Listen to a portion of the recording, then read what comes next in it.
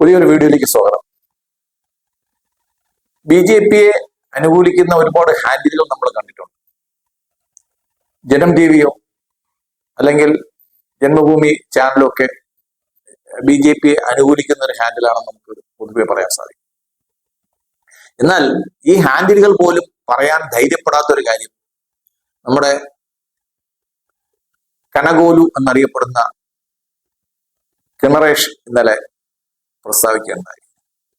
ശ്രീ നികേഷ് കുമാർ നമുക്കറിയാം, തന്റെ അച്ഛനോട് CPM കാണിച്ച ക്രൂരതകൾക്കെല്ലാം പകരം ചോദിക്കാൻ വേണ്ടി CPM-ൽ അകത്ത് നിന്ന് CPM-നെ ടോർപ്പിഡോ ചെയ്യുന്ന ഒരു വ്യക്തിയാണെന്നാണ് ഞാൻ അദ്ദേഹത്തെ മനസ്സിലാക്കുന്നത്. അദ്ദേഹം EMS-ന്റെ ലോകം എന്ന സെമിനാറിൽ ജോൺ ബ്രിട്ടാസ് ഒക്കെ ഉള്ള ഒരു വലിയൊരു സെമിനാറായിരുന്നു. അതിന് 40 മിനിറ്റ് നീണ്ട ഒരു പ്രസംഗമാണ് അദ്ദേഹം കാഴ്ചവെച്ചത്.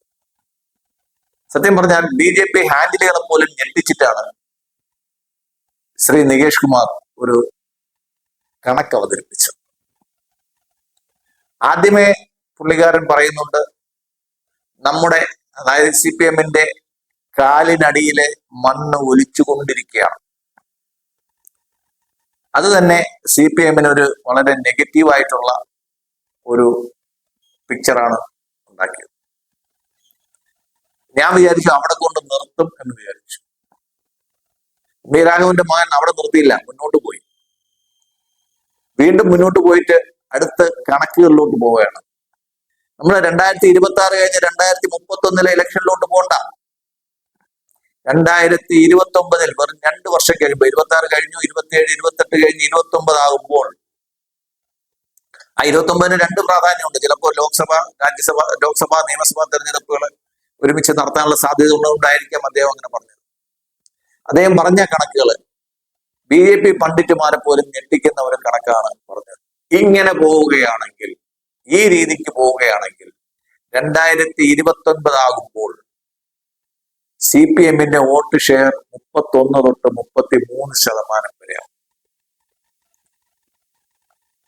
അത് നമുക്ക് വിശ്വസിക്കാവുന്ന കാര്യമാണ്. അടുത്ത് പറയുന്നതാണ് നമുക്ക് വിശ്വസിക്കാൻ പറ്റാത്തത്. BJP-യുടെ വോട്ട് ഷെയർ 28 തൊട്ട് 31% വരെയാവും. ഇത് നികേഷ് കുമാർ പറയുമ്പോഴത്തേക്ക് നമുക്ക് തള്ളിക്കളയാൻ പറ്റും. അതായത് CPM-ന്റെ കയ്യിലുള്ള വോട്ട് അല്ലെങ്കിൽ കാലിനടിയിലെ മണൽ ഒലിച്ച് BJP-യിലേക്ക് പോകും എന്നാണ് അദ്ദേഹം പറഞ്ഞത്. അപ്പോൾ നമ്മളൊന്ന് കണക്കൂട്ട് നോക്കുമ്പോൾ BJP-യുടെയും LDF-ന്റെയും വോട്ട് ഷെയർ കണക്കാക്കുമ്പോൾ 64%, 65%. അപ്പോഴും 35% വോട്ടുമായിട്ട് UDF മുന്നിൽ നിൽക്കും എന്ന് തന്നെയാണ് അദ്ദേഹം പറയുന്നത്. വെറും 11% അല്ലെങ്കിൽ 15% വോട്ടിനകത്ത് നിൽക്കുന്ന BJP അടുത്ത 3 വർഷം കൊണ്ട് അത് ഇരട്ടിയാക്കുമെന്ന് പറയാൻ ശ്രീ നികേഷ് കുമാർ കാണിക്കുന്ന ആ ഒരു ധൈര്യം BJP-ക്കാർക്ക് പോലും ഇതുവരെയും കണ്ടിട്ടില്ല. 25% കൂടുതൽ അവർ പോലും പ്രതീക്ഷിച്ചിട്ടില്ല കേരളത്തിൽ. എന്തായാലും കിണർഗോലുവിന്റെ ആ പ്രവചനം സത്യമായി വരട്ടെ എന്ന് നമുക്ക് പ്രാർത്ഥിക്കാം. അദ്ദേഹത്തിന്റെ പ്രസംഗത്തിന്റെ പ്രത്യേക ഭാഗങ്ങൾ ഞാനിവിടെ കൊടുക്കുന്നു. ശേഷം ഭാഗങ്ങൾ നിങ്ങൾക്ക് ഇതിന് ശേഷം കാണാം. നന്ദി, നമസ്കാരം. പറയുന്ന ഒരു കാര്യമുണ്ട്, എന്താണെന്നറിയോ?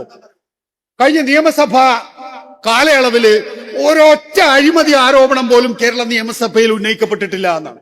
ശരിയാ, ഒറ്റ അഴിമതി ആരോപണം പോലും കേരള നിയമസഭയിൽ ഉന്നയിക്കപ്പെട്ടിട്ടില്ല. അങ്ങനെ ഒരു നിയമസഭയെ കേരളം കണ്ടിട്ടുമില്ല.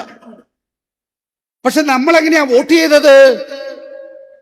നമ്മൾ വോട്ട് ചെയ്തത് അരിക്കൊമ്പന്റെ കാര്യത്തിൽ.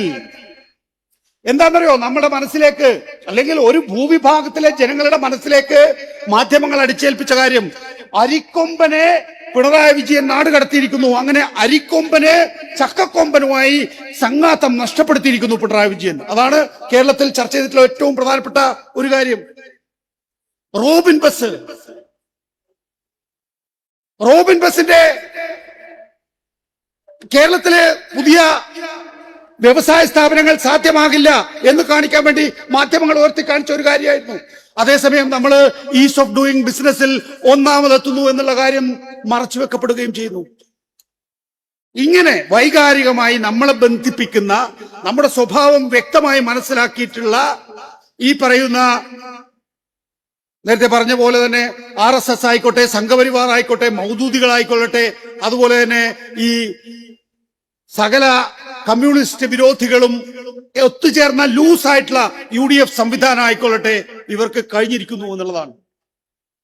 അപ്പോ ചുരുക്കാണ്, നിൽക്കണോ പോണോ, ഇതാണ് നമ്മൾ 2029 തീരുമാനിക്കേണ്ട കാര്യം. കേരളം അതിന്റെ സ്വാഭാവികമായ ആവാസ വ്യവസ്ഥ, മതേതരത്വം, ജനാധിപത്യം, ഈ ആവാസ വ്യവസ്ഥയിൽ കേരളം തുടരാൻ പാടില്ല എന്ന് നിശ്ചയിക്കാൻ പോകുന്ന കാലഘട്ടമാണ് ഈ 2026 മുതൽ 29 വരെയുള്ള കാലഘട്ടം. അതിന് കളമൊരുക്കാൻ പോകുന്നത് കേരളത്തിലെ പ്രത്യേകിച്ച് ദൃശ്യമാധ്യമങ്ങളാണ്. അതിനാവശ്യമായിട്ടുള്ള പാനലുകൾ ഒരുങ്ങിക്കഴിഞ്ഞിരിക്കുന്നു, അതിനാവശ്യമായിട്ടുള്ള ആങ്കറുകൾ ഒരുങ്ങിക്കഴിഞ്ഞിരിക്കുന്നു, അതിനാവശ്യമായിട്ടുള്ള സാഹചര്യവും ഒരുക്കി കഴിഞ്ഞിരിക്കുന്നു. ഇനി നമ്മളാണ് തീരുമാനിക്കേണ്ടത്, നമ്മൾ എന്താണ് നാളേക്ക് വേണ്ടി കരുതി വെക്കാൻ പോകുന്നത് എന്നുള്ളത്. ഇന്നലത്തെ അല്ല, നാളത്തേത് എന്ന് നമുക്ക് ഉറപ്പായിട്ടും അറിയാം. പക്ഷേ അതിൽ ചെറിയ ഭാഗമെങ്കിലും കാത്തു സൂക്ഷിക്കാൻ നമുക്ക് കഴിയണമെങ്കിൽ ഓരോരുത്തരും മാധ്യമപ്രവർത്തകരാകണം. ഓരോരുത്തരും മാധ്യമപ്രവർത്തകരാകണം. നോക്കൂ, എല്ലാം അസ്തമിച്ചു പോകുമ്പം വഴി അവിടെ മുടങ്ങുകയാണല്ലോ ചെയ്യുക. ഞാൻ അങ്ങനെ കരുതുന്ന ആളല്ല. എല്ലാം അസ്തമിക്കുമ്പോഴും പടച്ചോൻ ഒരു വഴി തുറന്നു വെച്ചു തരും. ആ ഒരു വഴിയാണ് സോഷ്യൽ മീഡിയ അല്ലെങ്കിൽ സാമൂഹ്യ മാധ്യമം എന്ന് പറയുന്നത്.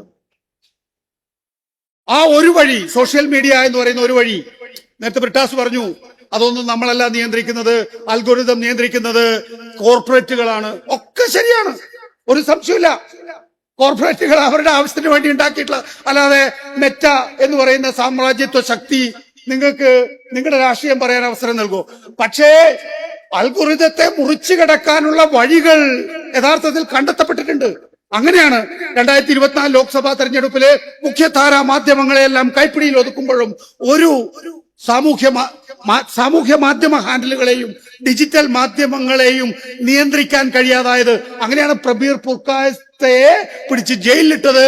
അങ്ങനെയാണ് ധ്രുവറാട്ടിയെ പോലുള്ളവര് ഈ ടൈംസ് നൗ പോലുള്ള മുഖ്യധാരാ മാധ്യമങ്ങളുടെ വ്യൂവർഷിപ്പിന്റെ ഒക്കെ 10 മടങ്ങ് വ്യൂവർഷിപ്പോട് ഇന്ത്യൻ രാഷ്ട്രീയത്തില് അവരുടെ ശബ്ദം ഉയർത്തിപ്പിടിച്ചത്. അതുകൊണ്ട് ഈ കേരളത്തിനൊരു പ്രത്യേകതയുണ്ട്, പ്രിയപ്പെട്ട സുഹൃത്തുക്കളെ, സഹാക്കളെ. നമുക്ക് എല്ലാത്തിലും അഭിപ്രായമുണ്ട്. നമ്മൾ മതേതര മനസ്സുള്ളവരാണ് മഹാഭൂരിപക്ഷം പേരും. നമ്മളെ സംബന്ധിച്ചിടത്തോളം എഴുത്തും വായനയും അറിയാം. നമ്മൾ എന്താ ചെയ്യേണ്ടത്? നമ്മൾ ഈ സാമൂഹ്യ മാധ്യമത്തിൽ ഓരോരുത്തരും, ഇത് ഏതെങ്കിലും ഒരു സോഷ്യൽ മീഡിയ ആക്ടിവിസ്റ്റിന്റെ പണിയാണ്, അല്ലെങ്കിൽ ഇത് നന്നായി എഴുതാൻ അറിയുന്ന ആളുടെ പണിയാണ്, അല്ലെങ്കിൽ നന്നായി ക്യാമറയിൽ സംസാരിക്കാൻ കഴിയുന്ന ആളുടെ പണിയാണ് എന്ന് തെറ്റിദ്ധരിക്കാതിരിക്കുക. നമുക്ക് എല്ലാവർക്കും സാമൂഹ്യ മാധ്യമങ്ങളിൽ പ്രതികരിക്കാനുള്ള ശേഷി ഉണ്ടാകണം, ഏതെങ്കിലുമൊക്കെ തരത്തിൽ. അങ്ങനെ നമുക്ക് സംസാരിക്കാൻ കഴിയുകയാണെങ്കിൽ സ്വാഭാവികമായിട്ടും കേരളം എന്ന് പറയുന്നത് ഒരു ഫോഴ്സ് ആയിരിക്കും എന്നുള്ളതാണ്. നമ്മള് ഒരു 5 ലക്ഷത്തി ചില്ലുവാനം പേരുണ്ടല്ലോ പാർട്ടി അംഗങ്ങൾ എന്ന് പറഞ്ഞത്. വർഗ ബഹുജന സംഘടനകളിൽ ഏറ്റവും ഹാർഡ് കോറായി നിൽക്കുന്ന ആളുകളെ മാത്രം എടുത്താൽ തന്നെ നമ്മള് ഏതാനും ദശലക്ഷങ്ങളുണ്ട്. 1 ദശലക്ഷം ആളുകളെ നമുക്ക് ഒരുമിപ്പിച്ച് നിർത്താൻ കഴിയുകയാണെങ്കിൽ, ഒരു വിഷയത്തിൽ പ്രതികരിക്കുന്ന വിധത്തിൽ അവരെ സജ്ജരാക്കാൻ കഴിയുകയാണെങ്കിൽ, ഒരു സംശയവും വേണ്ട, നമ്മൾ ഇവിടെ നിന്ന് പ്രകടിപ്പിക്കുന്ന ഓരോ അഭിപ്രായവും അവിടെ മെറ്റ അറിയും, അവിടെ വാഷിംഗ്ടൺ DC അറിയും. നമ്മൾ ഈ കേരളത്തിലെ ചലനം ഉണ്ടാക്കുന്നതിനെ കുറിച്ചല്ല പറയുന്നത്, അതിന്റെ അപ്പുറത്തേക്ക് അത് പോകും. അതിനുള്ള സാഹചര്യം ഉണ്ടാക്കാനുള്ള ശേഷി, മനസ്സ് നമ്മൾ കൈവരിച്ചില്ല എങ്കിൽ ഈ നാട് നമ്മുടെ കൈവിട്ടു പോകും എന്ന് മാത്രമാണ് എനിക്ക് പറയാനുള്ളത്. എല്ലാവരെയും അഭിവാദ്യം ചെയ്യുന്നു.